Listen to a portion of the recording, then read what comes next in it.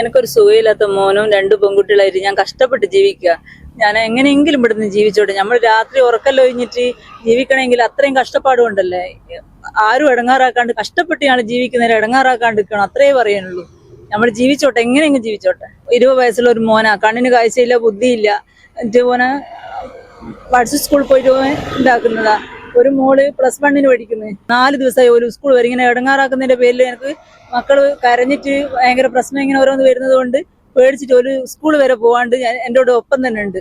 ഒരു സ്കൂൾ വരെ പോകുന്നില്ല പേടിച്ചിട്ട്. കച്ചവടം കൊണ്ട് ഞങ്ങൾ ജീവിച്ചു പോകുന്നത്. അതുകൊണ്ട് ആരും ഇടങ്ങാറാക്കണേ, ഞങ്ങൾക്ക് ജീവിച്ചു പോകണമെന്നേ ഉള്ളൂ. പഞ്ചായത്തുകാർ നമ്മളോട് അങ്ങനെ ഒന്നും പറഞ്ഞില്ല. ഈ റോഡിന്റെ ഇവർ പറഞ്ഞ 3 മീറ്റർ വിട്ട് കെട്ടണം എന്ന് പറഞ്ഞ് അതിനനുസരിച്ച് നമ്മൾ 3 മീറ്റർ വിട്ട് കെട്ടിയതാ. അതിനുശേഷം ഒരു 5 മണിക്ക് വന്നിട്ട് നല്ല കുടിച്ചിട്ട് വന്നിട്ട് ഒരാൾ വന്നിട്ട് ഇവിടുന്ന് എല്ലാ സാധനവും അടിച്ചു പൊടിച്ച് ഒരുപാട് തെറി പറഞ്ഞ് നമ്മളെ വീടിന്റെ അപ്പുറം ഒരാളെ അടിക്കാൻ നോക്കി. 2 പെൺകുട്ടികളെ മുമ്പ് എന്നേൽ ഒരുപാട് തെറി പറഞ്ഞു. എന്നിട്ട് പോലും നമ്മൾ ഒരു അക്ഷരം എതിരായി പറഞ്ഞിട്ടില്ല. ഒരുപാട് ആളുണ്ടായിട്ട് പോലെ എതിർത്തൊന്നും പറഞ്ഞിട്ട് പോലില്ല. എന്നാലെങ്കിൽ നമുക്ക് ജീവിക്കണം എന്നുള്ള ഇതുകൊണ്ട് നമ്മളവരോട് എതിർത്ത് നിന്നിട്ടില്ല. പക്ഷെ നമുക്കും ജീവിക്കണ്ട ഇവിടെ. അതിനുശേഷം അവനെ ആരോ വിളിച്ചു പറഞ്ഞ് പോലീസ് സ്റ്റേഷനിൽ കൊണ്ടുപോയതിനു ശേഷം പിന്നെയും തിരിച്ചു വന്നിട്ട് പിന്നെയും പറഞ്ഞു ഇത് രാത്രി മൊത്തം കത്തിക്കൂ, ഇത് വെപ്പിക്കൂലെന്ന് പറഞ്ഞ്. ഓരോടുള്ള ആൾക്കാരും വന്ന് പറഞ്ഞു ഇത് ഒരു സാധനം ഞാൻ ഇവിടെ ഉണ്ടാവില്ല, എല്ലാം കത്തിപ്പിക്കും, ഇവിടെ ഒന്നും ഇവിടെ ഉണ്ടാവുകയില്ല എന്ന് പറഞ്ഞിട്ട് ഓരോ ഭീഷണിപ്പെടുത്തിട്ട് പോയി. നമുക്ക് ഇവിടെയുള്ള ആൾക്കാർക്ക് പേടിയുണ്ട് ഇവിടെ നിൽക്കുക. എന്ന് വെച്ചാല് ഓരോ വധഭീഷണി പോലെയല്ലേ പറയുന്നത്, നിൽക്കാൻ സമ്മതിക്കൂല, കത്തിച്ചളിയുന്നല്ലോ. എനിക്ക് സത്യത്തിൽ എനിക്കും എന്റെ മക്കൾക്കും ഇവിടെ ജീവിക്കാൻ പേടിയുണ്ട്. എന്ന് വെച്ചാൽ ഇവരെ എന്തൊക്കെ ചെയ്യുന്നുള്ള പേടിയിൽ നമുക്ക് വധഭീഷണി ഉണ്ട്. ഗുണ്ടകളെ പോലെ വന്നിട്ട് വധഭീഷണിയാക്കാം. അപ്പം നല്ലവരായ കുറച്ച് ആളുണ്ടായിട്ട് ഓലെ എതിർത്തോണ്ട് നമുക്ക് ആർക്കും അടി കിട്ടിയില്ല, അല്ലെങ്കിൽ നമുക്ക് അടി കിട്ടേണ്ടതായിരുന്നു. അങ്ങനെ വധഭീഷണി പോലെ വന്നിട്ട് പറയുന്നത് നമുക്ക് ഇവിടെ ഓലെ ഇടയിൽ ജീവിക്കാൻ വലിയ ബുദ്ധിമുട്ടാ.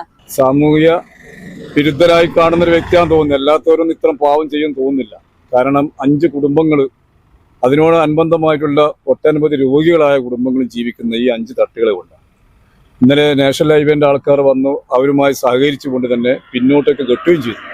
അതിനുശേഷം ഒരു വ്യക്തി തൊട്ടടുത്ത ഒരു തട്ടുകട ഉണ്ട്, അത് പഞ്ചായത്ത് അംഗീകാരം നൽകിയാന്നും പറഞ്ഞ് ഇതൊക്കെ പൊളിച്ചു മാറ്റണം, ഇവിടെ വെഹിക്കിൽ വന്ന് വാഹനങ്ങൾ വന്ന് ഇറങ്ങുന്നവള് മൂത്രമൊഴിക്കുന്നു, മലിനീകരണമാക്കുന്നു എന്നൊക്കെ ആരോപണം പറഞ്ഞുകൊണ്ട് മദ്യത്തിന്റെ ലഹരിയിലോ അല്ല മറ്റെന്തോ ലഹരിയിലോ എന്നറിയില്ല ഈ തട്ടുകട അടിച്ചു പൊളിച്ച് തകർക്കുകയാണ്. അങ്ങനെ നാട്ടുകാരിൽ ആരോ പോലീസിനെ വിളിച്ചു, പോലീസ് വന്നു, അദ്ദേഹത്തിനെ അറസ്റ്റ് ചെയ്ത് കൊണ്ടുപോയി. അദ്ദേഹത്തിന്റെ പേരിൽ ഞാൻ ഇന്ന് പോലീസ് സ്റ്റേഷനായി ബന്ധപ്പെട്ട് നോക്കുമ്പോൾ കേസെടുക്കുന്നതിന് അറിയാൻ സാധിച്ചു. അതിനുശേഷം അദ്ദേഹം ഇറങ്ങി വന്നിട്ട് കുറച്ച് അവരുടെ പാർട്ടിന്റെ ആൾക്കാരാണ്, പാർട്ടിയൊന്നും ഞാൻ പറയുന്നില്ല, ഇത്തരം പാർട്ടിക്കാരൊന്നും ചെയ്യുന്ന പ്രവർത്തനം പാടില്ലാത്തതാണ്. പാർട്ടിന്റെ ആൾക്കാരെയും കൂട്ടി വന്ന് നാളെ ഇത് കത്തിച്ച് ചാമ്പലാക്കും എന്നൊക്കെ പറഞ്ഞു. 2 വനിതകളാണ് ഇവിടെ കച്ചവടം ചെയ്യുന്നത്. ഒന്ന് എന്റെ അരിയത്ത് നിൽക്കുന്ന ഇസ്മായിലിക്കാണ്, വികലാംഗനാണ്. അദ്ദേഹം ഇവിടെ മുട്ടായും വെള്ളമാണ് ഇത് വിറ്റ് കുടുംബം പുലർത്തുന്നത്. 2 ഒന്ന് സിമിത രതീഷ്, അതുപോലെ ദിവ്യൻ. ആ 2 വീട്ടിലും അംഗവൈകല്യത്തിന് ബുദ്ധിമുട്ടുണ്ടെന്ന 2 പിഞ്ചു കുഞ്ഞുങ്ങളെ വളർത്താൻ വേണ്ടിയാണ് അവർ ഈ തട്ടുകട നടത്താൻ വേണ്ടി ഈ റോഡ് വക്കിലേക്ക് രാത്രിയോളം കാത്തിരുന്നു ഉപജീവന മാർഗം തേടിയിരുന്നു.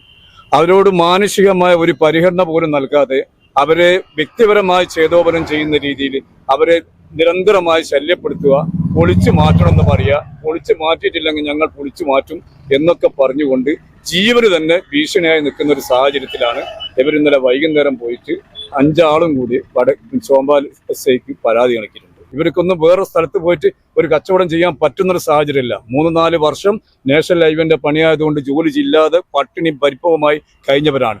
ഇപ്പോൾ ഒന്ന് പിച്ച വെട്ടി വരുന്ന സമയത്താണ് ഇത്തരം സാമൂഹ്യ വിരുദ്ധരായ ആളുകൾ വന്നിട്ട് മാറ്റണം, പൊളിക്കണം, അടിച്ചു പൊളിക്കൂ എന്നൊക്കെ പറയുന്നത്. ഇതിന് നിയമപരമായ നടപടി സ്വീകരിക്കാൻ വേണ്ടി ബഹുമാനപ്പെട്ട ചോമ്പാൽ ഉദ്യോഗസ്ഥന്മാരോടും പോലീസ് അധികാരികളോടും ബന്ധപ്പെട്ട പഞ്ചായത്ത് അധികാരികളോടും അതുപോലെ തന്നെ ബഹുമാനപ്പെട്ട ഈ പ്രദേശത്തെ നല്ലവരായ ജനാധിപത്യ വിശ്വാസികളെ നാട്ടുകാരും ഞങ്ങൾ വിനീതമായി അഭ്യർത്ഥിക്കുന്നു.